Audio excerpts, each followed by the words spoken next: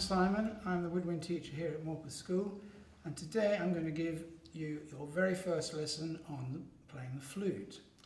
Okay, so once you've opened the flute case, don't try and put the flute together, because first of all we're going to look at this section of the flute, which is the head joint. It's called the head joint because it's right at the top of the flute, right at the head. And it's just that section there, and it hasn't got any keys or anything, any buttons to press. It's just got the mouthpiece at the top here with a hole in it, and that's really important because that's where you're going to make your sound from. So that's why we're going to just start with that. To make your sound, you're going to blow a little stream, a little jet of air in a downwards direction. You can try doing it first just onto the back of your hand. So it's down onto the back of your hand like that. And if you can make it as small as possible, it will feel quite cool. So if you can do that, then you're going to rest your bottom lip on this part of the mouthpiece, which is called the lip plate. You're going to rest that on there like that. You don't have to do anything unusual with the position or the shape of your mouth particularly. You're just going to rest your bottom lip on there, and you're going to blow down onto the opposite edge. And you're going to find that point. There's just one point where you'll get a sound. Either side of it you won't get a sound. So to start with, you might want to just rotate the head joint one way or the other until you get that point.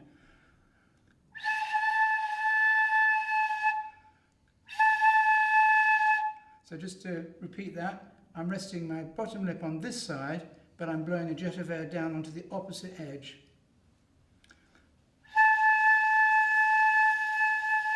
Don't worry if you can't get it straight away. Some people get it straight away, some people are really lucky. I didn't get it straight away when I started. It took me a few days. So the thing to do is persevere, but don't persevere all in one day. So just maybe if you don't get it straight away, spend a couple of minutes trying to do it maybe in the morning or the afternoon or whatever, and then maybe again later that day or the next day, just a couple of minutes, and you'll find that after about a week, hopefully, thereabouts, you'll suddenly get it, and it'll be, yes, I've got the sound, and you'll have found that exact point or position where you'll get that sound. So and when you get it, just try holding the note for a few seconds or a few beats if you want to think in terms of beats, which we do in music. So just think of maybe 4 beats, 3, 3, 4. And then rest for 4 beats, breathe in. And you can make some other sounds. If you cover the end of the head joint with your hand, you get a low sound.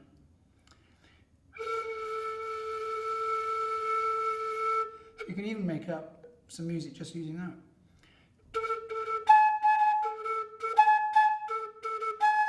Or you can even put your little finger down there, which not really, don't get it stuck.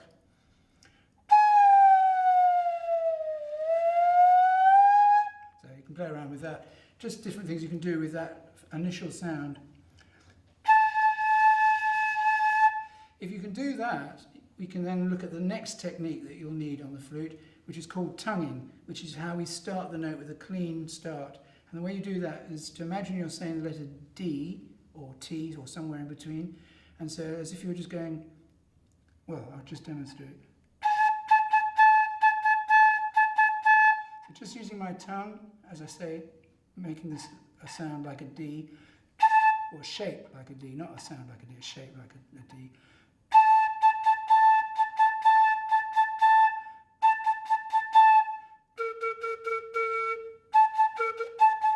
Okay, so when you can do that, that's the time to start putting the flute together. So we'll take the main body of the flute, which is this section here, which is the one with all the keys. Call it the body of the flute because it's like the body and that's the head. And now very gently slide the head joint into the main body. Just be a little bit careful, don't go at it too hard, because if you dent these corners it can be a bit of a problem. So just very gently slide it in. It doesn't go all the way in, you always leave a little bit spare, because that means you can always put it a bit further in if the people you're playing with are sharp. But don't worry about that too much, but usually we don't push it all the way in. And then we line the head joint, the mouthpiece, the actual bit you blow into, you line that up with all the keys. So you've got all the keys, which are a row of circular shapes, and that lines up with that circle. And then you take the other part of the flute, which is the foot joint, like that, And you'll see at one end you've got some key work and at the other end you've got nothing. The end with the key work, again, gently just slide that onto the end like that. Now, actually, this line here should line up with the center line of these circles. So you don't have it like that. That would be wrong to have that all in a line. I know it looks like it might be right, but it's wrong. You actually have that column in line with the center of the circles.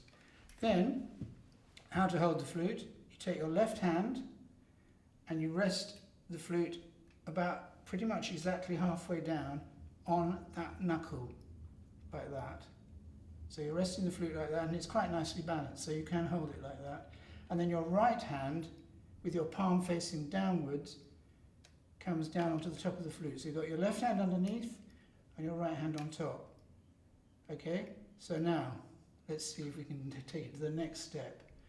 On the back, you've got two little keys. And you're going to put your thumb on those keys. And on your right hand, you put your little finger on the little D-shaped key. There's a little D-shaped key there. And you put your little finger on there. That's not crucial at this stage, but that is the correct way to hold it.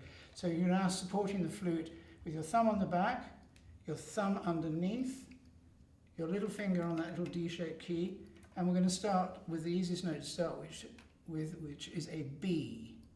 So you'll see there's one key there, which we never touch, because it's actually operated by another key. So the key to touch is the second one down with your first finger. So now you're holding the flute with your thumb on the back, your first finger on that key, your right thumb on the back, and your right little finger on the little D shape. Now, I've got my feet at 45 degrees angle to the direction I'm looking at, which means that the flute will be straight out that way like that. But my feet are actually sloping backwards, if that makes sense. And then, holding the flute like that, see if you can get that sound.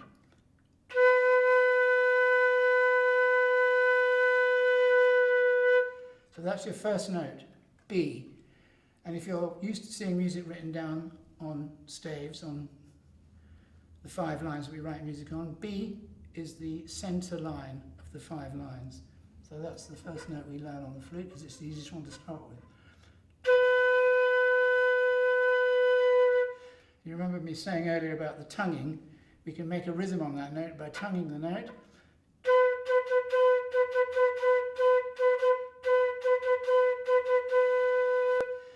And tonguing is separate from breathing. I can do one breath, but several tongued notes. So this is all one breath.